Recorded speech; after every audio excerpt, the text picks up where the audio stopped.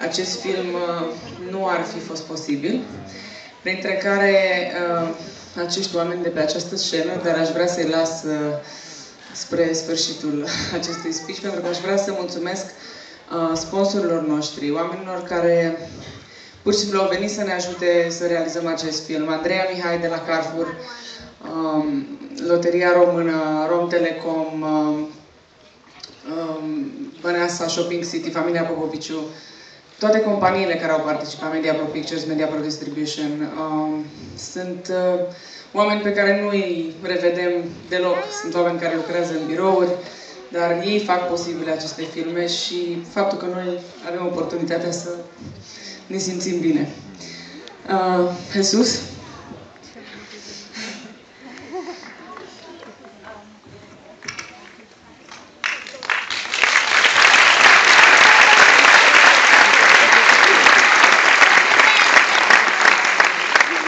Mulțumesc!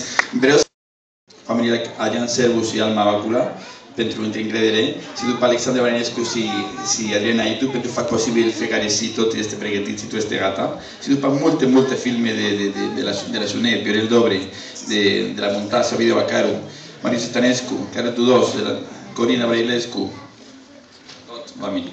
Luis Anescu, Monica Tatu, tot timpul aproape de mine. Viorel Sergovici, că nu este aici, dar sunt doar de el. Mina Mihalescu, Bogdan Ionescu, Liviu Negoe, că fac foarte frumos trailer. Camelia Sas, Octavia Rațita. Și actori care sunt aici, tot. Și mulțumesc pentru că am făcut filmuri foarte bine.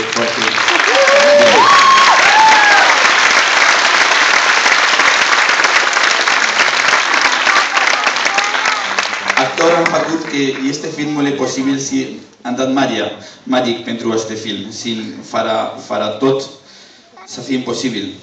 Să fie imposibil pentru că nu este vorba să fii profesionist, vorba să dat tot în film, să dat tot adult, să dat tot copii, că am lucrat foarte bine.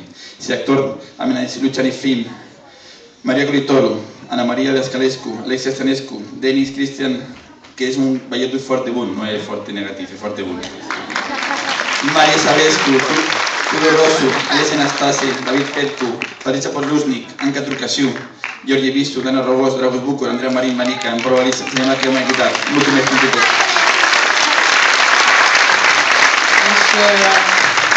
Aș vrea să dau un telefon acestor micuți care se prezintă atât de drăguți și este chiar un moment frumos, după care aș vrea să mai spun câteva cuvinte. Ia uite, să începem cu tine. Mie m-a plăcut la filmări foarte mult, mai ales când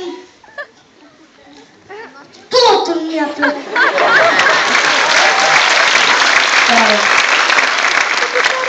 Eu sunt David, mai bine zis Cosmin, și vreau să spun că mi-a plăcut foarte mult să particip la acest proiect și nu o să uit niciodată ce am trăit împreună cu colegii mei.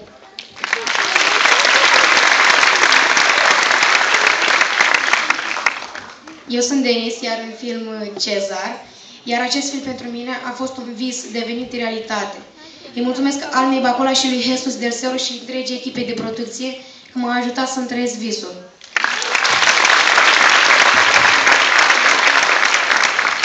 Mă cheamă Mario, în film Marius. Mi-a plăcut foarte mult să joc și tot mi-a plăcut.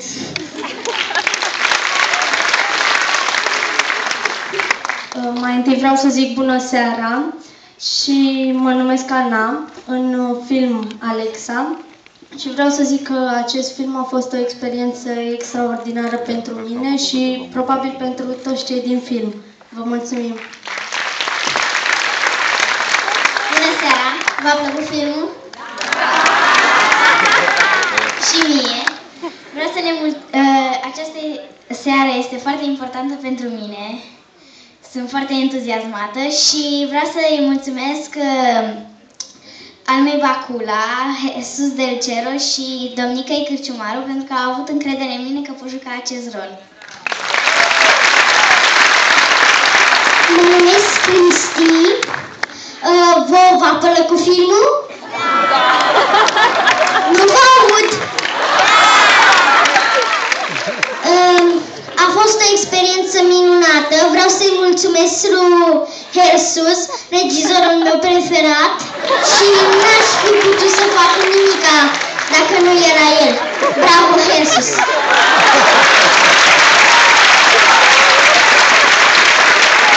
Am plătit pentru asta, am plătit. Mă numesc Chilincana Maria, pentru mine a fost o experiență foarte plăcută și aș vrea să mulțumesc tuturor pentru că ați venit să urmăriți filmul Ho Ho Ho 2, mai ales lui Hersus. Mă numesc Bogdan și mi-a plăcut foarte mult să joc în acest film. Și sper să apară cât de curând filmul Ho Ho Ho 3. Cât de curând, poate mai bine. Mă numesc Alexia, în film Cora.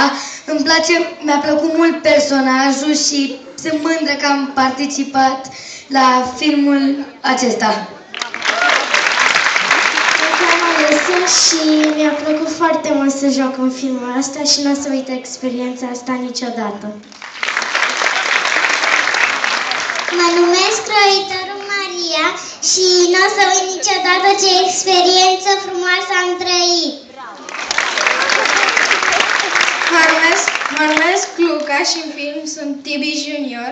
Mi-a făcut foarte mult acest film. Nu o să uit niciodată. Veo, cineva que no está ahí, si este persona que ha venido de España, si es Juan Carlos y Santiago, te lo opináis. Juan Carlos, Santiago, venid por favor aquí. ¿Dónde estáis? Juan Carlos, muchas gracias. Son compositor de film de la Jojojo 1, la Jojojo 2 y Safura, mirad, se han venido de España ahí. Se ve como este un premier de España.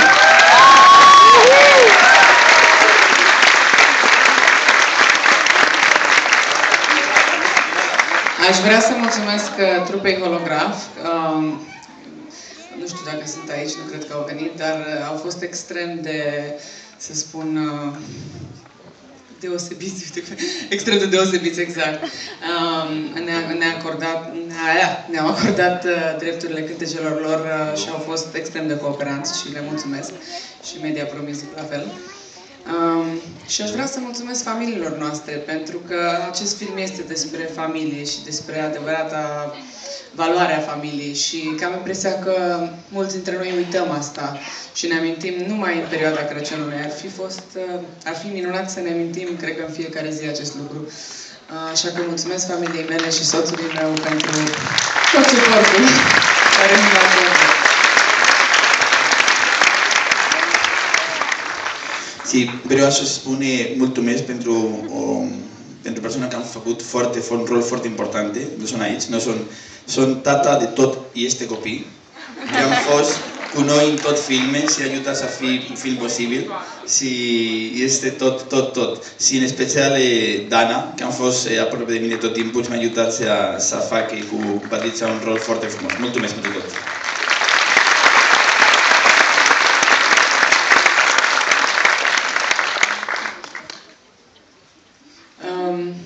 Și, normal, acești actori minunați. Dana Rogoz, care ieri era atât de mică și astăzi este totuși atât de mare. Bună seara și mulțumesc!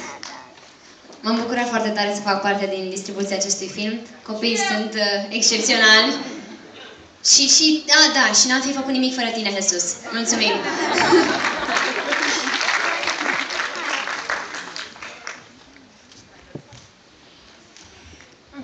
Bună seara tuturor, eu sunt Anca Țurcașiu. V-a plăcut filmul?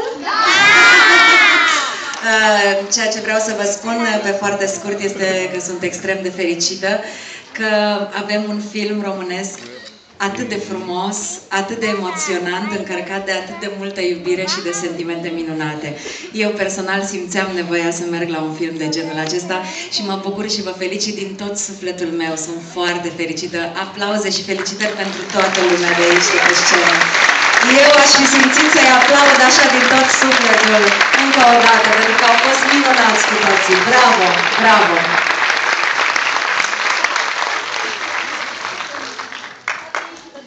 Bună seara! Am avut emoții astăzi pentru că este prima dată când vin cu fetița la o premieră. Este acolo în sală și vreau să vă spun că mi-ați emoționat, fetița a plâns. Uitați-vă, este acolo. Vă mulțumesc mult!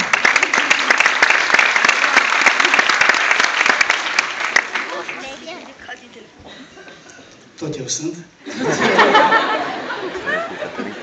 Nu-i mai Dragoș Bucur. Domnul Visu. Haideți. Bună seara! Și vă mulțumesc că ați venit în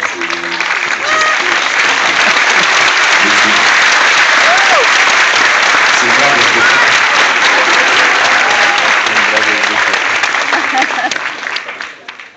Da. E a doua oară când domnul Visu este tatăl meu în film. Mă bucur să văd atâția copii veseli. Și e un lucru foarte mare, zic eu. Sper să spuneți așa din gură în gură de filmul ăsta și să se bucure de toți spectatorii pe care îi merită.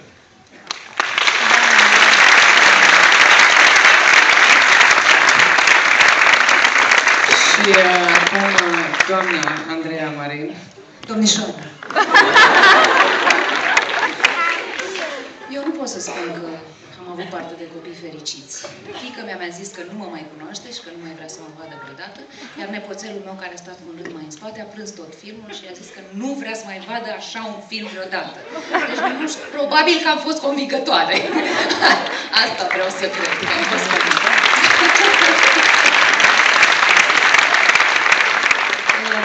Vreau foarte tare să mulțumesc actriței Dorina Chiriac, dincolo de mulțumirile pentru echipă pe care le-ați auzit deja, pentru că ea m-a ajutat să intru în pielea personajului, dându-mi anumite trucuri pe tavă, să spun așa.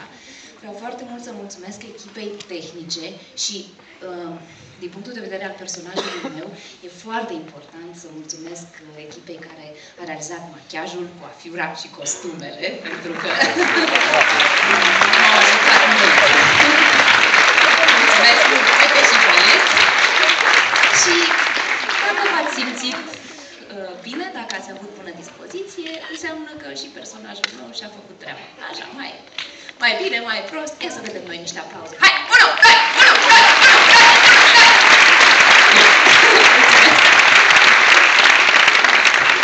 Mulțumim foarte mult și trimiteți-vă rudele la film, prietenii. Rulăm în 30 de cinemuri.